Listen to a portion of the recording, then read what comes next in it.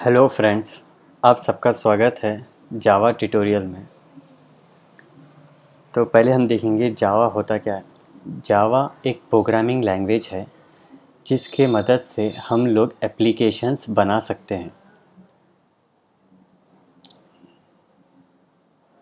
ये एप्लीकेशंस हम लोग कंप्यूटर के लिए,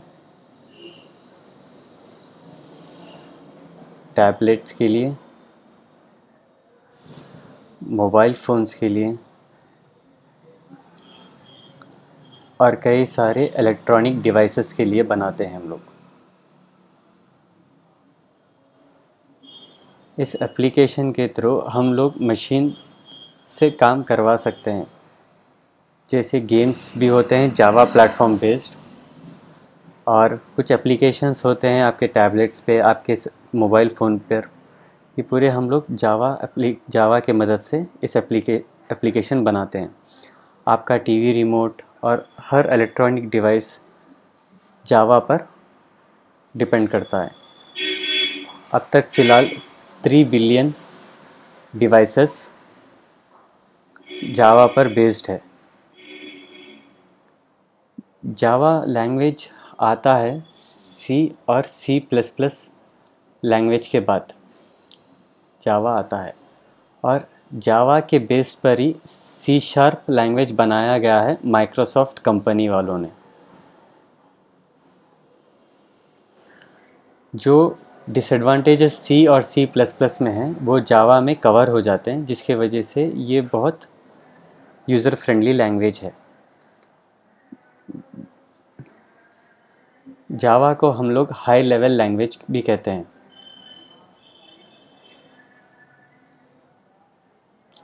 वो इसलिए कहते हैं कि क्योंकि ये इंसान इसे आसानी से समझकर लिख सकता है। अगर वो लो लेवल लैंग्वेज हो तो वो सिर्फ मशीन समझ सकता है, इसे सिर्फ इंसान समझ सकता है। हम लोग इसे इंग्लिश में लिखते हैं प्रोग्रामिंग को, और वो कन्वर्ट होकर मशीन लैंग्वेज में कन्वर्ट हो जाता है। जब हम लोग एक स्टेटमेंट लिखते हैं इंग्लिश में, वो कन्वर्ट होकर 0 1 1 0 ऐसे तरीके में कन्वर्ट हो जाता है। इसको कहते हैं हम लो लेवल लैंग्वेज, और जो हम इंग्लिश में लिखते हैं उसे हम कहते हैं हाई लेवल लैंग्वेज। ओके, अब हम देखेंगे कि जावा को सिस्टम इंडिपेंडेंट लैंग्वेज क्यों कहते हैं। सिस्टम इंडिपेंडेंट का मतलब ये है कि आप कोई सा भी प्रोग्राम लिखेंगे वो हर सिस्टम पर चलेगा। जैसे कि सिस्टम है, आपके पास ऑपरेटिंग सिस्टम है,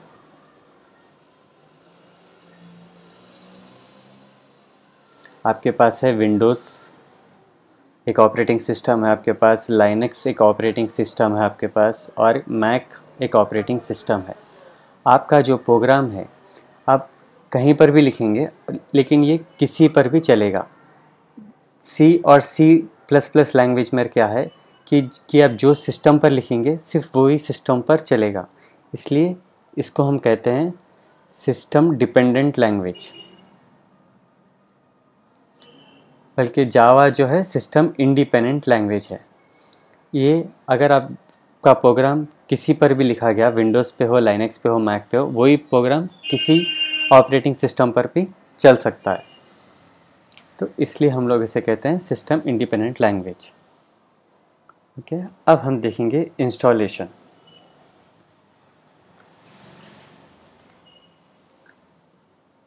जावा पर मैं एक ऑपरेटिंग सिस्टम, एक जावा प्रोग्राम है आपके पास। ओके, अब इसे हम 2 ऑपरेटिंग सिस्टम पर रन करेंगे। पहला रहेगा विंडोज़ और दूसरा ऑपरेटिंग सिस्टम रहेगा लाइनक्स। अब सेम प्रोग्राम हम लोग दोनों पे कैसा रन कर सकते हैं, तो उसके लिए विंडोज़ जावा से इंटरैक्ट करना चाहिए और जावा विंडोज़ से इंटरैक्ट करना चाहिए। इधर जावा लाइनक्स से इंटरैक्ट करना चाहिए और यहाँ लाइनक्स जावा प्रोग्राम से इंटरैक्ट करना चाहिए।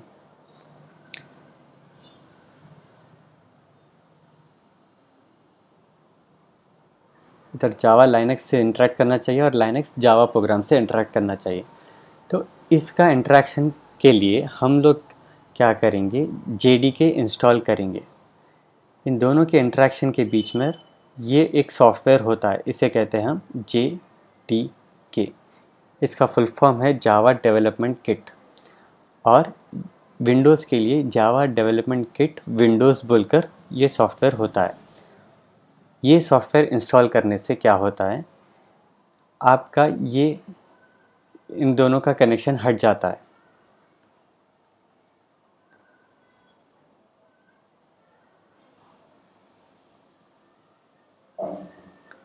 तब क्या होता है, जावा प्रोग्राम JDK से इंटरेक्ट करता है, JDK फिर विंडोज़ से इंटरेक्ट करता है, फिर विंडोज़ JDK विंडोज़ से इंटरेक्ट करता है, और ये JDK विंडोज़ जावा प्रोग्राम से इंटरेक्ट करता है। तो JDK जो है सिस्टम डिपेंडेंट होता है, इसे हम लोग डाउनलोड करेंगे जावा वेबसाइट से। अपने ऑपरेटिंग सिस्टम के हिसाब से इसे हमें डाउनलोड करना है। उसी तरह लाइनक्स पर भी हम लोग डाउनलोड करना पड़ेगा। JDK for Linux.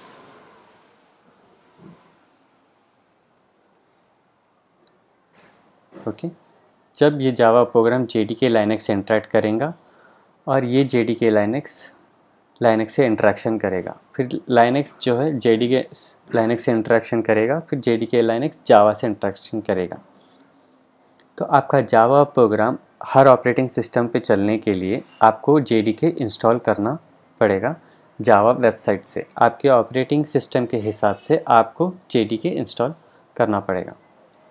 ओके, अब हम लोग देखेंगे कि ये एक्चुअली होता क्या है। एक जैसे कि फॉर एग्ज़ाम्पल एक जावा प्रोग्राम जो है वो एक स्क्रिप्ट है यहाँ पर।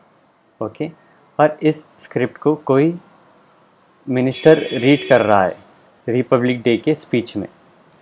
तो ये होता है आपका सोर्स कोड,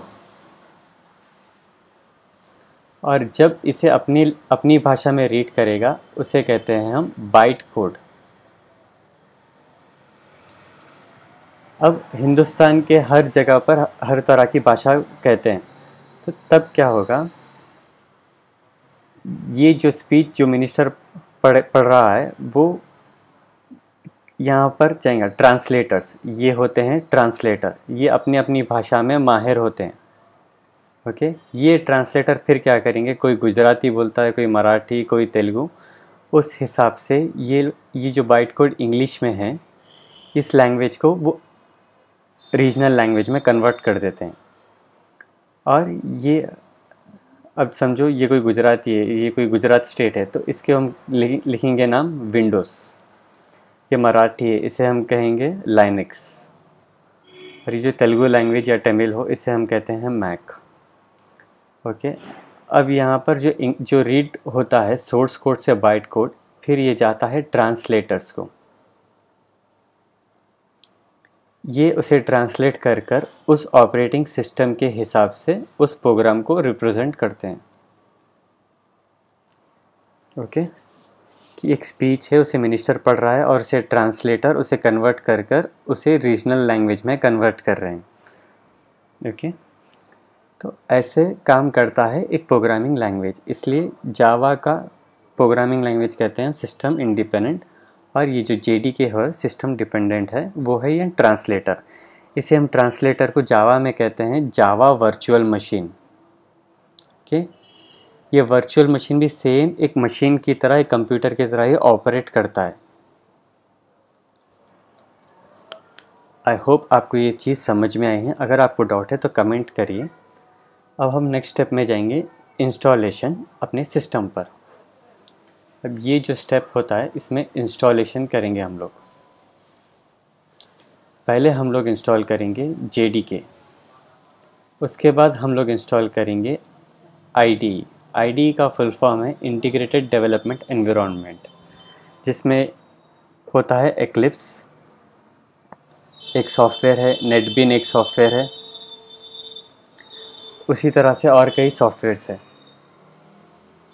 तो पहले स्टेप हम लोग करेंगे, इंटरनेट एक्सप्लोरर खोलेंगे और इसे गूगल पेज में जाकर हम लोग जावा JDK टाइप करेंगे। टाइप करे बाद एंटर करिए। आप जो पहला वेबसाइट आता है उसे आप क्लिक करें। इसे ओपन करने के बाद आप यहाँ पर इस पर क्लिक करें, जावा प्लेटफॉर्म जेडीके। इसे क्लिक करने के बाद आप यहाँ पर एक्सेप्ट करें। एक बार एक्सेप्ट बटन क्लिक करे बाद से आपके सिस्टम के हिसाब से आपको उसे क्लिक करना है। अगर आपका विंडोज़ एक्सपी है तो आपको ये लिंक क्लिक करना है, और आपका 64 बिट विंडोज़ है तो आपको ये लिंक पे क्लिक करना है। उस हिसाब से मैक के लिए ये लिंक है और लाइनक्स के लिए ये कई सारे लिंक्स हैं। ये जेडीके मैंने इंस्टॉल कर लिया है, आप उसे क्लिक करें और नेक्स्ट करके इंस्टॉल कर लीजिए। अब हम देखेंगे एक्लिप्स का इंस्टॉलेशन। गूगल में जाके आप क्लिक करेंगे LIPSC eclipse download, eclipse download और एंटर करेंगे। फिर ये जो पहला लिंक आता है इसे आप लोग क्लिक करें। अगर आप सिर्फ जावा और स्प्रिंग हाइबरनेट कर रहे हैं तो eclipse ID for JEE developers click करिए। अब आप फ्रेमवर्क नहीं कर रहे हैं तो आप कोई दूसरा एक्लिप्स भी डाउनलोड कर सकते हैं, जैसा eclipse ID for CNC developers, eclipse ID for Java developers download करिए आप। ओके, अगर आपको स्प्रिंग हाइबरनेट करना है तो जावा JEE करना है, नहीं तो eclipse ID for Java developers ये भी काफ़ी है। जैसा आप जो सिस्टम से आप लॉगिन आप ये वेब ब्राउज़र खोलेंगे उसके हिसाब से यहाँ पर आपका ऑपरेटिंग सिस्टम बताएगा, और उस हिसाब से आप लोग ये लिंक पर क्लिक करना चाहिए। ये लिंक क्लिक करते ही आपका डाउनलोड स्टार्ट हो जाएगा। तो ये डाउनलोड हुए बाद एक्लिप्स ऐसे दिखता है आपको।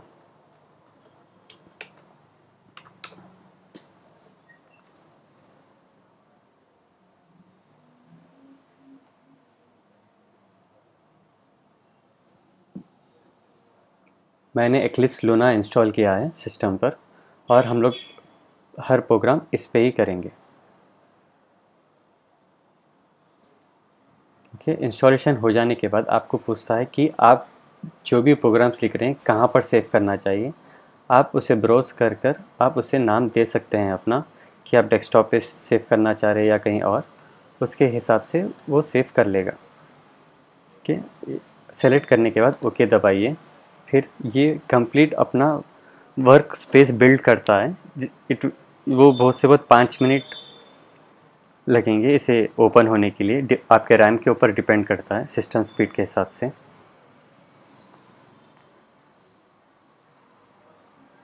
ओके, अगर आपको ये वीडियो पसंद आया तो आप इसे लाइक करिए, शेयर करिए और सब्सक्राइब करिए। ओके, और अगले वीडियो में हम लोग प्रोग्राम भी देखेंगे कि कैसे एक बेसिक प्रोग्राम लिखा जाए, और इन डिटेल देखेंगे। अब ये देख रहे हैं कि आप ये है एक्लिप्स। ये एक्लिप्स ऐसे होता है, ये यहाँ पर हम लोग अपने प्रोग्राम्स लिखते हैं, और ये जो विंडो है यहाँ पर कंसोल, यहाँ पर आउटपुट आता है अपने प्रोग्राम्स का। और ये जो विंडो है यहाँ पर आप देख सकते हैं कि आपके प्रोग्राम्स कहाँ पर स्टोर है। ओके, तो ये सब चीज़ें हैं। तो मैं आपको इस वीडियो में एक डेमो प्रोजेक्ट भी बताऊंगा। तो क्या करेंगे, पहले हम लोग फाइल क्लिक करेंगे, न्यू, और आप सेलेक्ट करेंगे Java project. Okay, Java project में मैं नाम दूंगा यहाँ पर डेमो 001 सॉरी डेमो 000 दिया नाम मैंने।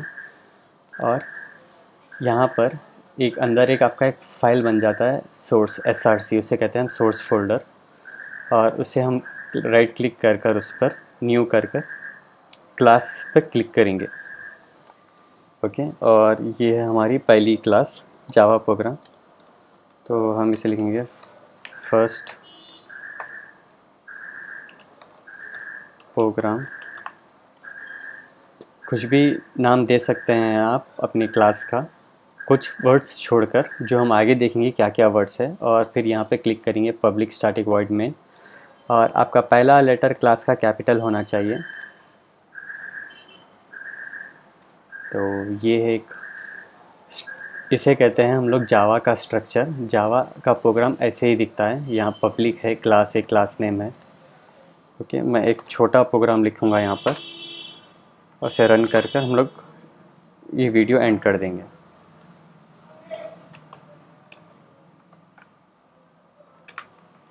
ओके, इसे मैं सेव करूँगा अब। और इसे रन करने के लिए ये जो ग्रीन बटन है यहाँ पर प्ले बटन, उसे क्लिक करिए और यहाँ पर आपका आउटपुट आएगा कंसोल में। देखिए, वेलकम। सो इस वीडियो में हमने देखा है कि जावा होता क्या है और जावा को किस पर कैसा रन किया जाता है प्लेटफॉर्म पर, विंडोज़ पर, लाइनक्स पर, मैक पर, और जावा प्रोग्राम्स रन करने के लिए और क्या क्या सॉफ्टवेयर्स होने की ज़रूरत है, और उसका इंस्टॉलेशन भी देखा है हमने। ओके, अगले वीडियो में हम लोग और प्रोग्राम्स कर देखेंगे। धन्यवाद।